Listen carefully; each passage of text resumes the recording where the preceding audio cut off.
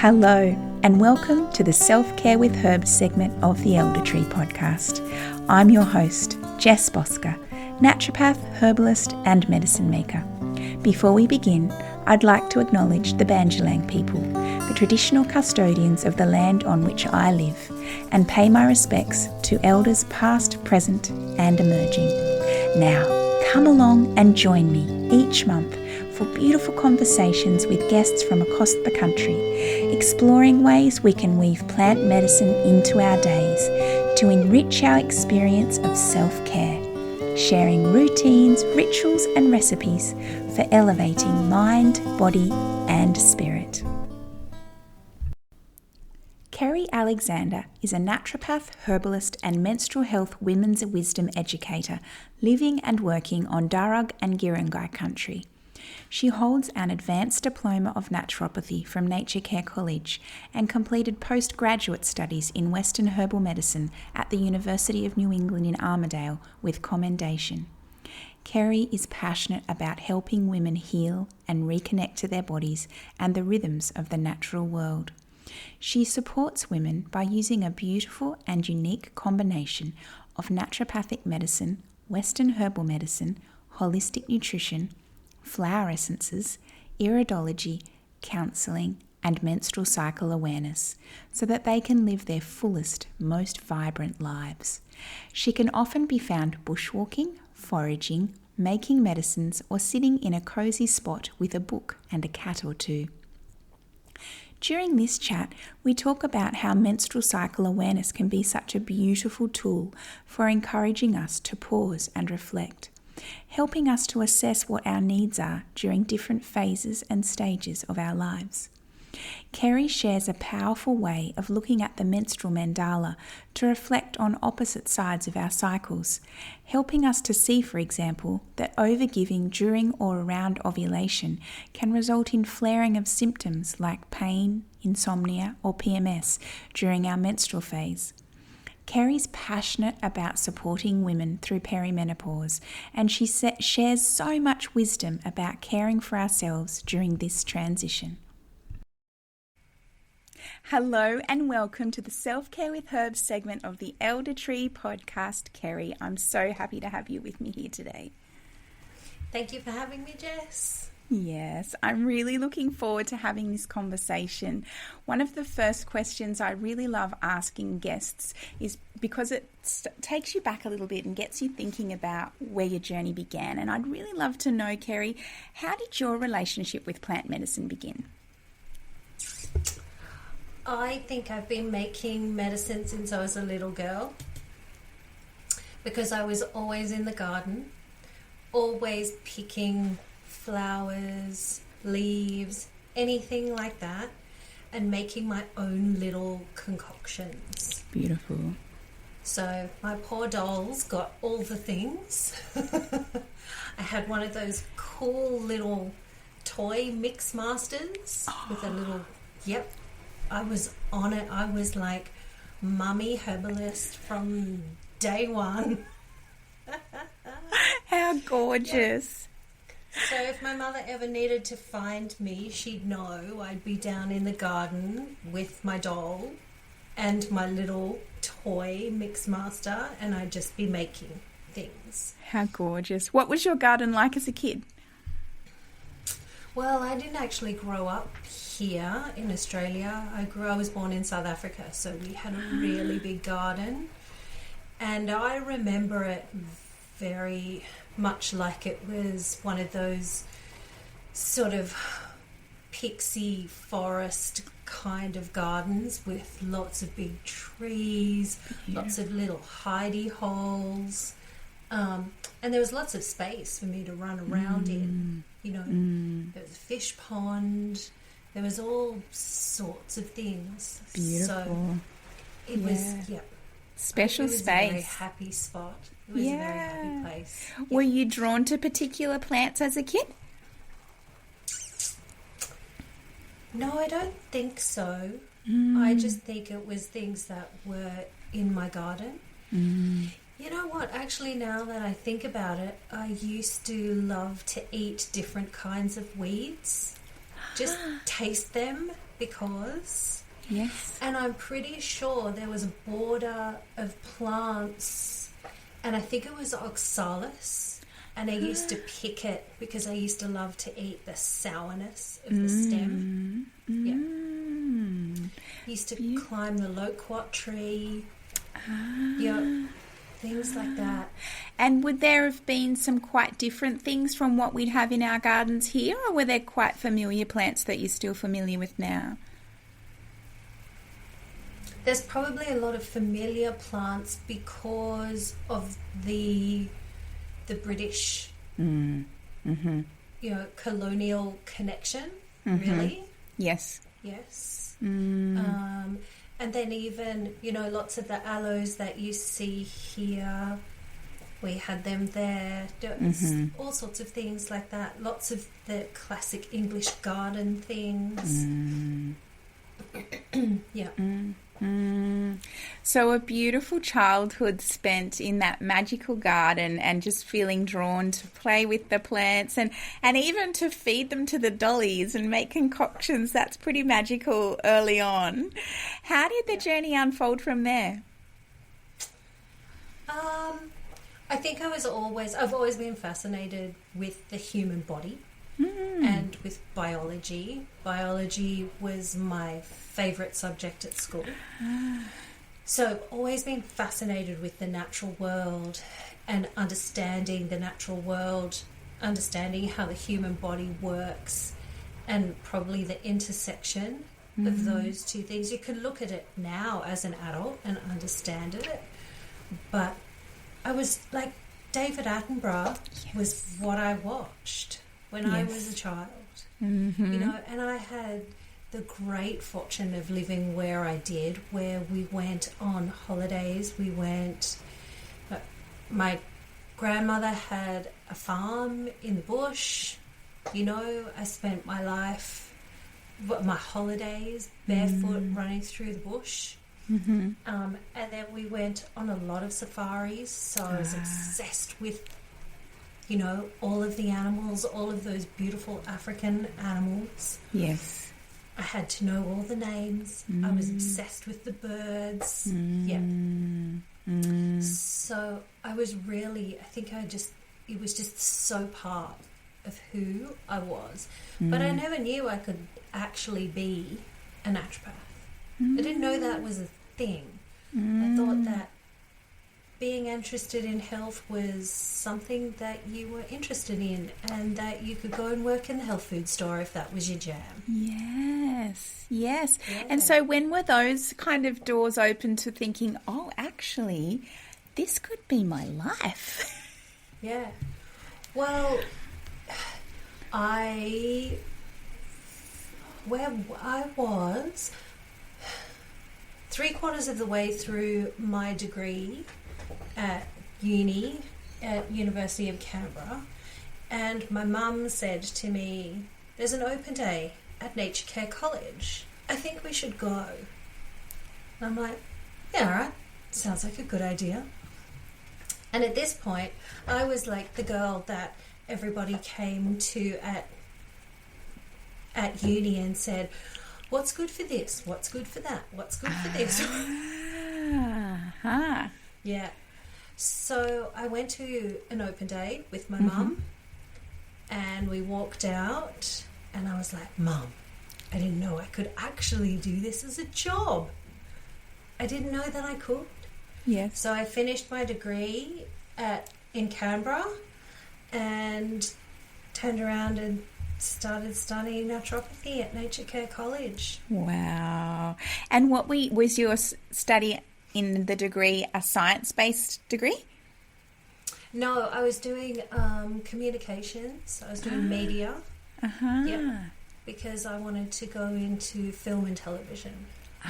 Interesting. The David Attenborough effect. Yes.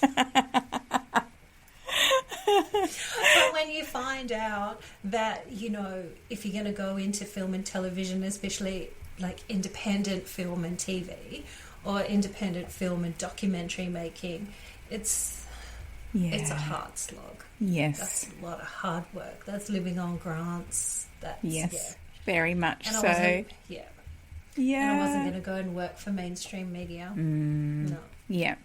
So your classmates recognised in you that you were the one to come to for fixing things in terms of health.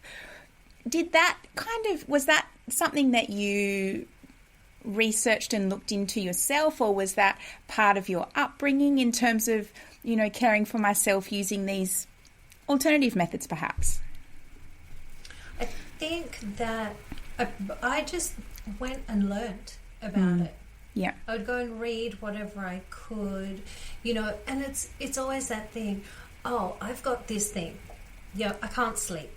What do I need to go and do? What will help me with that? So that, because I don't think I ever really wanted to go and engage with the medical system that much. Mm-hmm.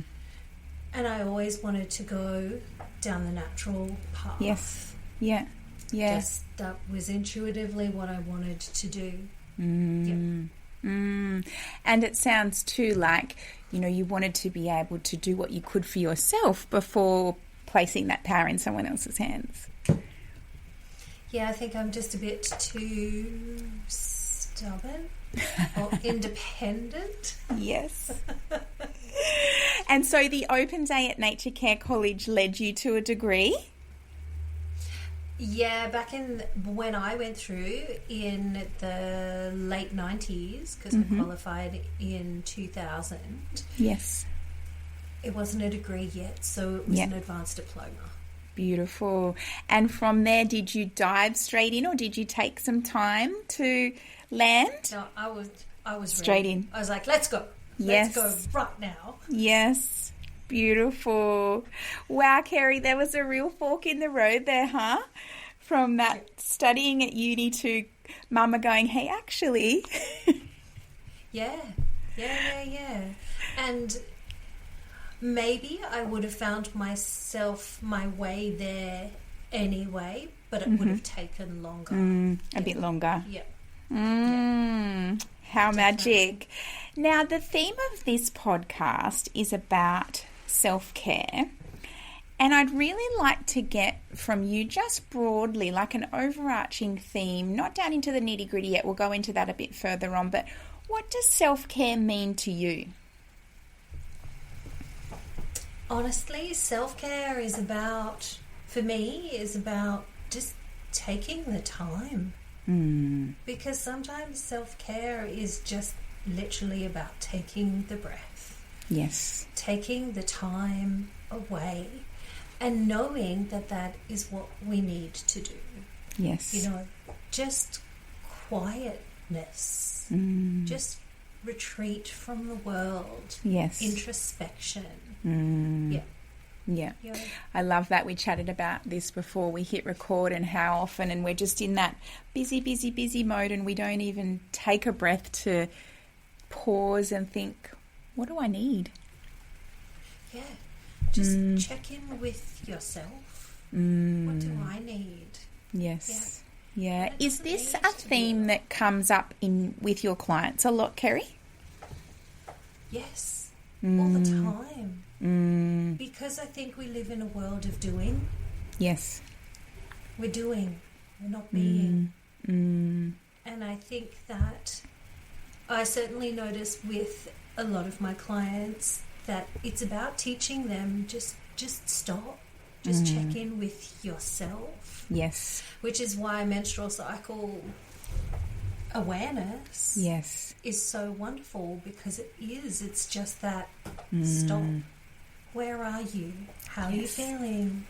How's your body? What do you need today? Yeah. Absolutely. And I think too, recognising that it's okay to feel different ways at particular phases of the cycle, and normalising that is really empowering.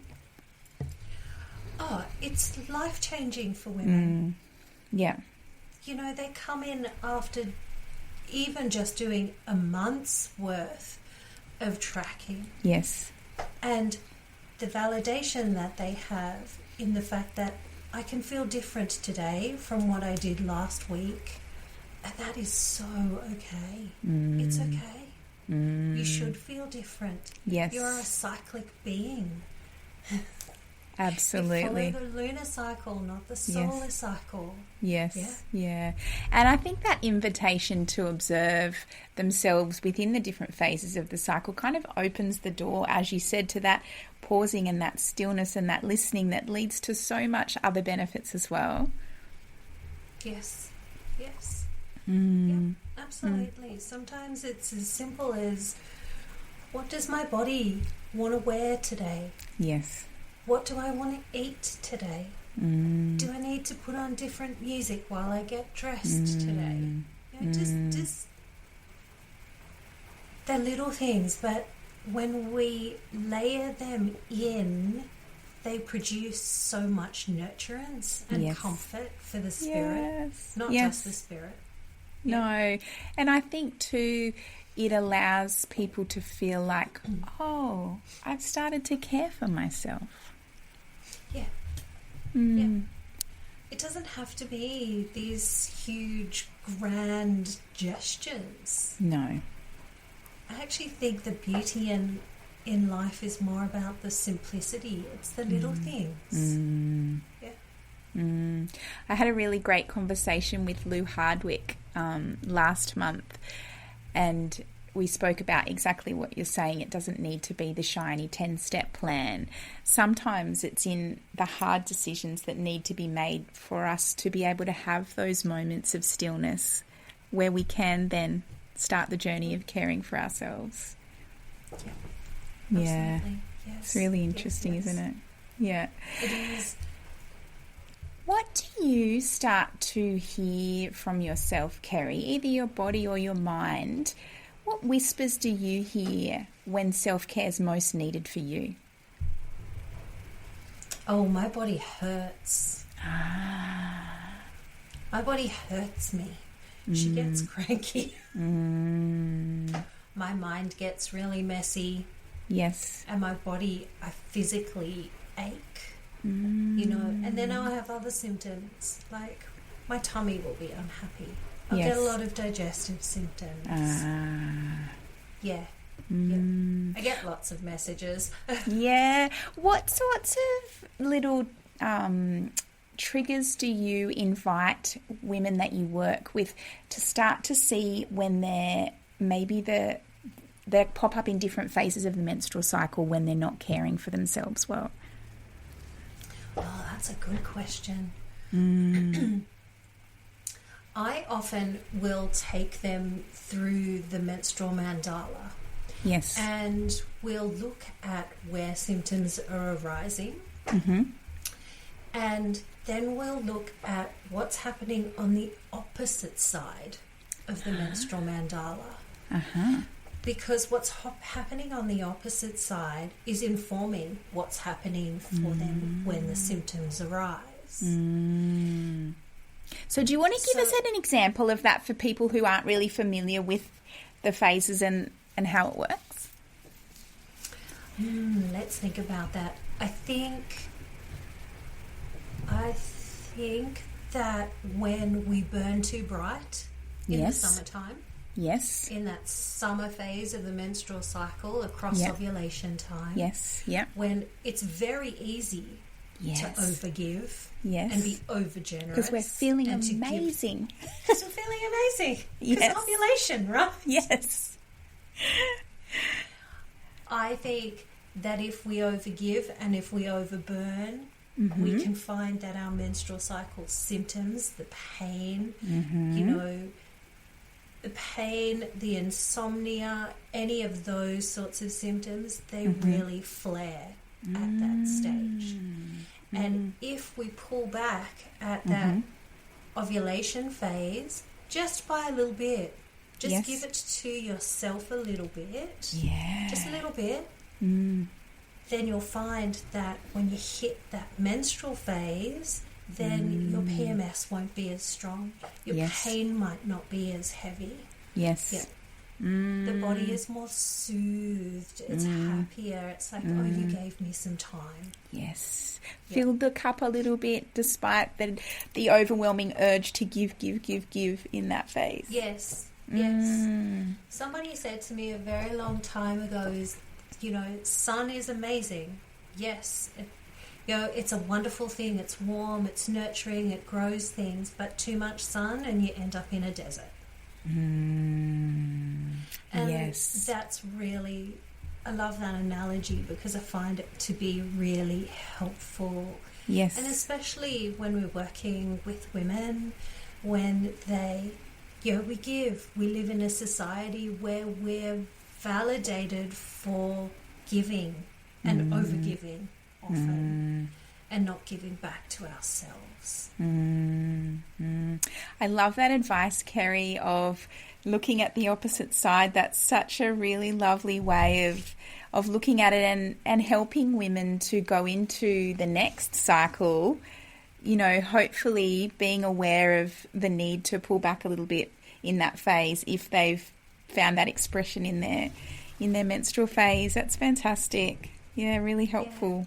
I think it's empowering. I think it's really empowering for women because they know, especially when people suffer with really bad menstrual symptoms, PMS, yes, and they think, oh my God, why am I here again? Why this again? Every month. Yes. How would you translate that form of advice to someone who's going through perimenopause? I think at perimenopause we need to pull back even more and we actually need to up our self-care because we're going through such massive transition. Yes. Yeah. Yes. Absolutely. And I think it's so challenging. It's so challenging because we're often at a nexus point with children, career, or maybe parents who are unwell, things like that. And we're really at that push point. But yes. How do you help women find ways and spaces to do that in your practice? I have to get bossy. Yeah. Yeah, they need the accountability, right? Sometimes you have to be gently bossy and go, this is about you. This is, you've spent the last 10, 15, 20 years giving. Now it's time for you. Your body is actually calling you to give to yourself. Alexandra Pope talks about it's the 1%. Yeah. So if your 1% is 5 minutes of reading your book, sitting in the sunshine before you get on with doing things, that's your time. And what will happen is that will grow over time because it will become 10 minutes and then it'll become 15 minutes. And actually, for some of us, that's enough. Yes. 15 minutes is fabulous. Absolutely, when it's nothing compared to 15 minutes. Exactly. Yeah, and I think too, once women start to get that joy coming from those practices, it's motivating to keep going and find those pockets. Yeah. Well, when you feel great, when you're thinking, okay, so I did 5 minutes of yoga stretching this morning, and I've done it every morning for the last 5 days, 10 days. They feel great, so they don't set it aside.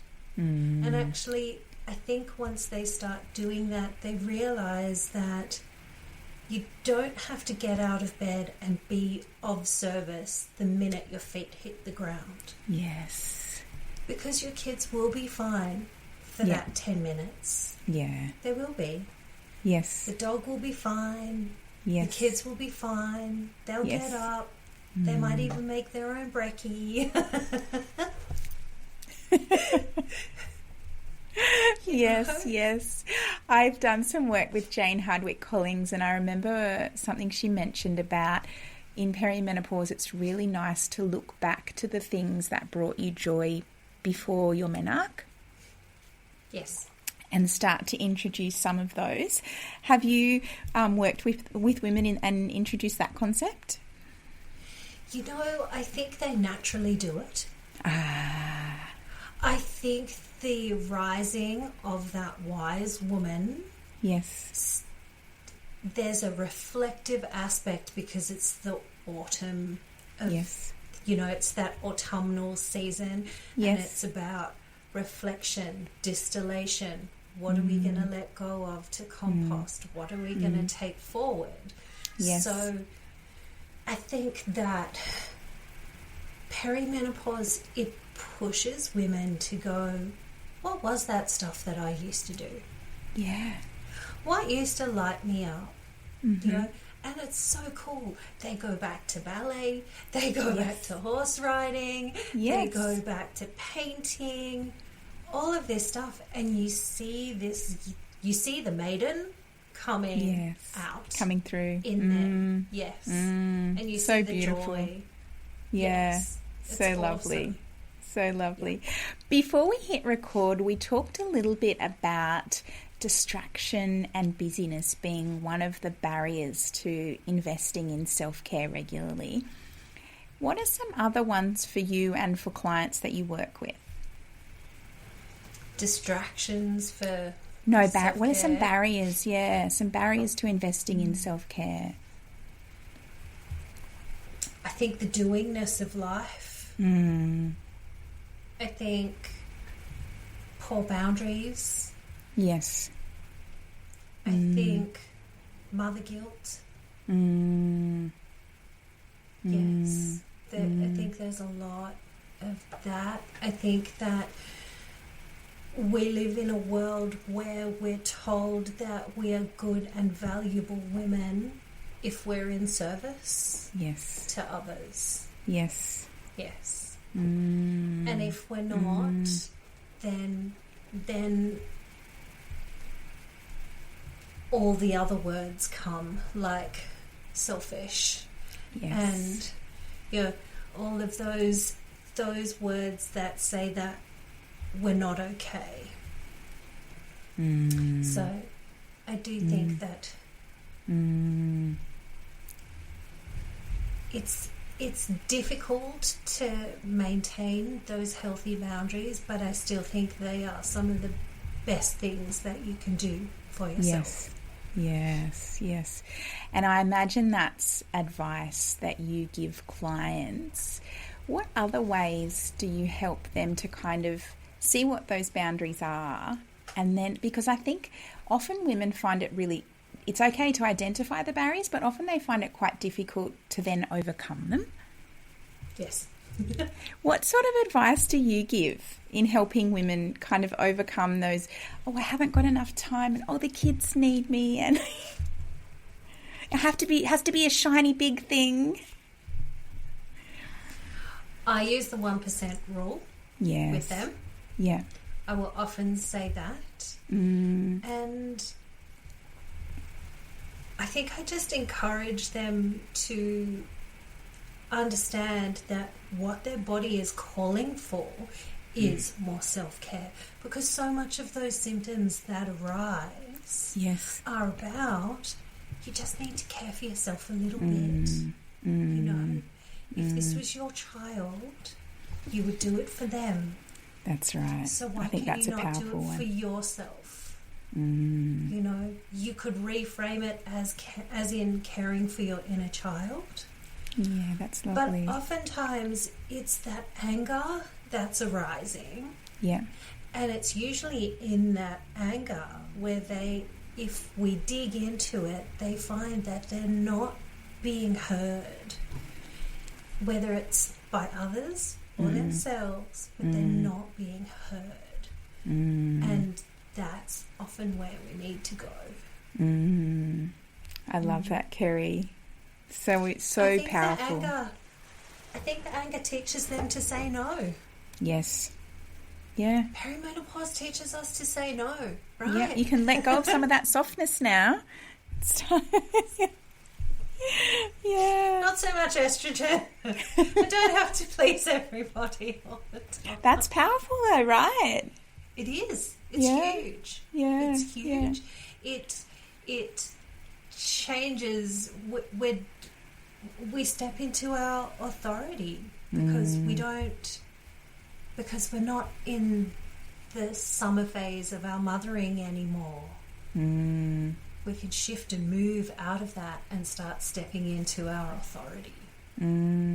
How do you help women? Because a lot of women that you see and that come to see you would come to you feeling really frightened and concerned about perimenopause, because that's what they see, and it's portrayed as something to be afraid of, and that you're going to lose a part of yourself. How do you help women work through that?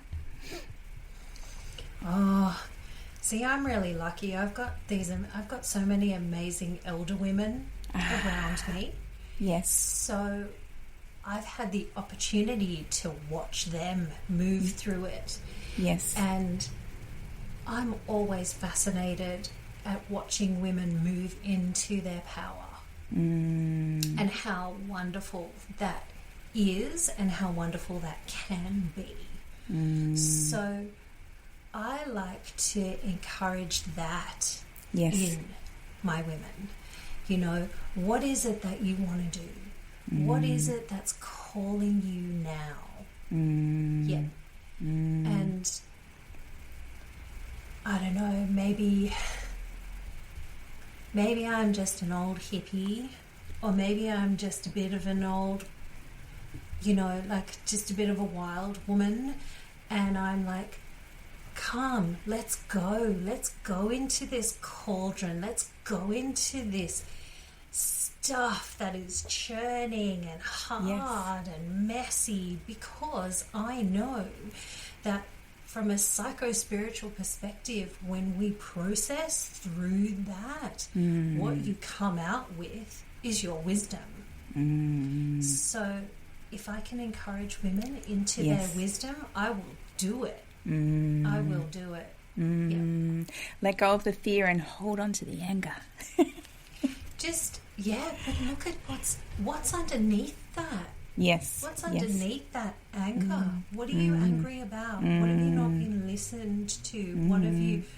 Where have you bought into the patriarchy? Yes. Yeah. What is arising? That's powerful, Kerri. Really powerful. Now, I know you would have a lot of plant friends, and I'm wondering how you invite herbs into your days as part of your self-care. Aren't they always there? Yes, they are. When I was thinking about this question, I'm like, but aren't they always there? They're there when we make a cup of tea. Yes. They're there when you go into the garden to go and feed the chooks, and you walk past everybody who's growing and you go, oh, good morning. Oh, look. Oh, you've got flowers. Yes. Oh, don't the bees love you? So I think they're part of just about everything, because we cook with them, we take them as medicines, or flower essences. And who's in your garden at the moment? What herbs have you got growing? I have got mugwort and elder. Oh, there well is established. Rose geranium. Yeah. Yes. My mugwort she's huge. She's peering over everybody else's fences, making sure they're all doing what they need to be doing. The elder's growing next door to her. There's rose geranium. There is blue flag. There's motherwort. Beautiful. There's tulsi. Oh. There's lemon balm. Yes. Oh my gosh, it just keeps going. Yes, beautiful. There's more than that. There's goldenrod. There's There's lots. And who's There's lots. calling to be harvested at the moment? Well, they're all kind of going to sleep at the moment. Yeah. Yeah. Mm. Yeah. Although the Tulsi, she just keeps on keeping on. Giving and giving. Yeah. She's Amazing. still got flowers on her. So, and she probably just will keep on going if she's in a sunny spot, I would say. Beautiful. Now, I know that we've spoken about self-care being a big part of the conversations that you have with clients. When they're able to see that it's a necessity, I read a quote that you'd written, self-care is not selfish, it's essential. I saw that you'd used that quote in something that you'd written. And when your clients start to see that self-care is necessity and it starts to become more regular for them, what sorts of benefits do you start to see in them? They're just happier. They're just, they start to, something about their energy changes. Yes. It really, you can see it in their faces. They seem more grounded within themselves. They're more considered in the decisions that they make. They just have more space around themselves, so that they don't have to be. They become less reactive, really. Yes. Yeah. In every way. Yes. Emotionally, physically. Yeah. I often notice a real softening in them, in clients that have started to care for themselves, in that sense that they've recognised that they're worthy of the care that they're giving themselves, and there's that softness that sort of creeps in. It's beautiful. There's an authority that comes as well. There's definitely an authority that comes. They understand how important they are. Yes. And then when they've been doing it for a long time as well, or a considerable amount of time, they create really strong boundaries. Yes. Yes. Yes. It becomes a non-negotiable. And that's awesome. I was talking with a client recently about a beautiful routine that she has for her morning, and she was talking about it's so sacred now. It's that space is just so sacred for her, and so she does all that she can to protect that time and that space and the things that she does with it. Oh, that's awesome. That sounds so good. It's really lovely. I was wondering, Kerri, if you have a special recipe or ritual using plant medicine for self-care that you'd like to share. Ooh. I think probably my favourite is having a bath. Yes. Having a bath and invariably putting some kind of herbal medicine into that bath. Beautiful. You know, just depending on what it is that you need. Sometimes it looks like a bit like a bath that's just a garden tea. How gorgeous. And picking the plants becomes part of the ritual, right? Exactly.